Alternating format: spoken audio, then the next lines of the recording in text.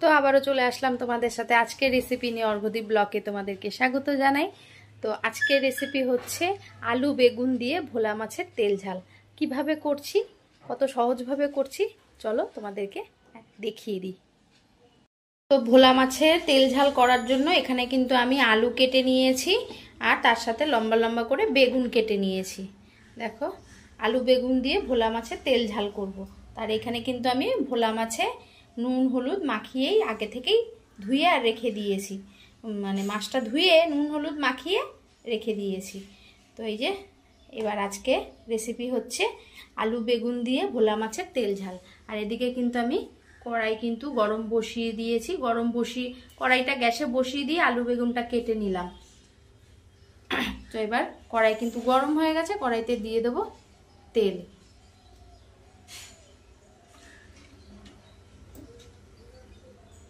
তেল কিন্তু গরম হয়ে গেছে, এবার মাছগুলো ভেজে নেব।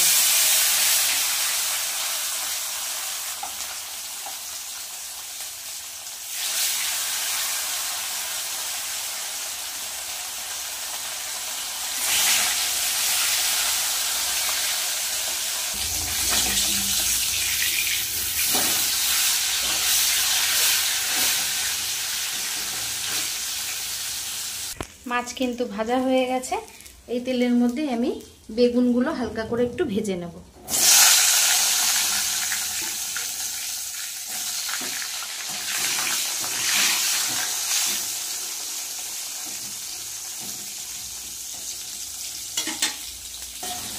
বেগুন কিন্তু হালকা করে ভেজে নিয়েছি, বেগুনটা এবার আমি তুলে নেব।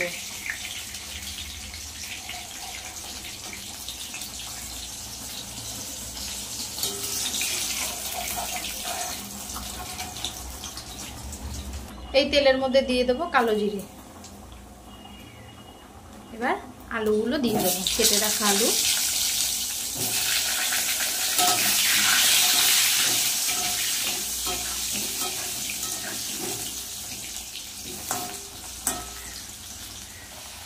কেটে রাখা পেঁয়াজ দিয়ে দেবো।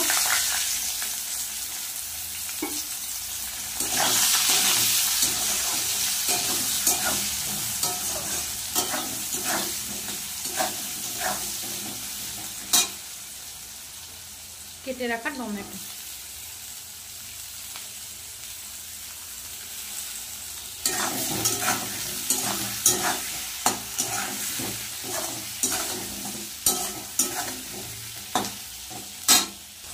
জিরের গুঁড়ো, লঙ্কার গুঁড়ো, হলুদ, নুন। বা মশলাগুলো দিয়ে ভালো করে কষিয়ে নেব।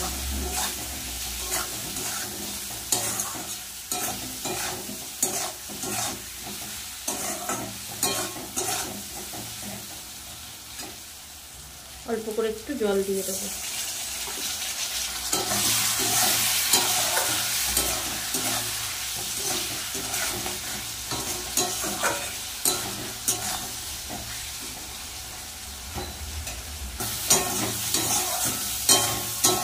মশলা কিন্তু ভালো করে কষিয়ে নিয়েছি, এদিকে আলুও কিন্তু সিদ্ধ হয়ে গেছে। এবার দিয়ে দেবো জল।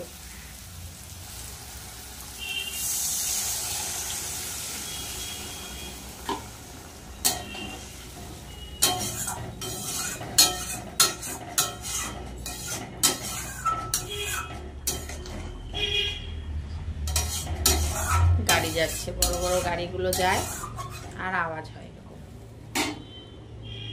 ঝোলটা ফুটলে মাছ আর বেগুনটা দিয়ে দেবো। ঝোল কিন্তু ফুটে গেছে, ভেজে রাখা বেগুন আর মাছ কিন্তু দিয়ে দেবো।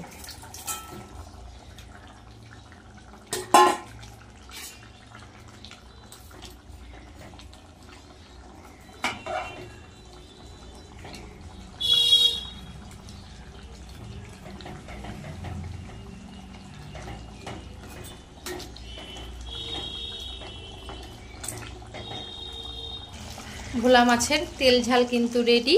এবার নামিয়ে নেব। ভোলা মাছের তেল ঝাল রেডি।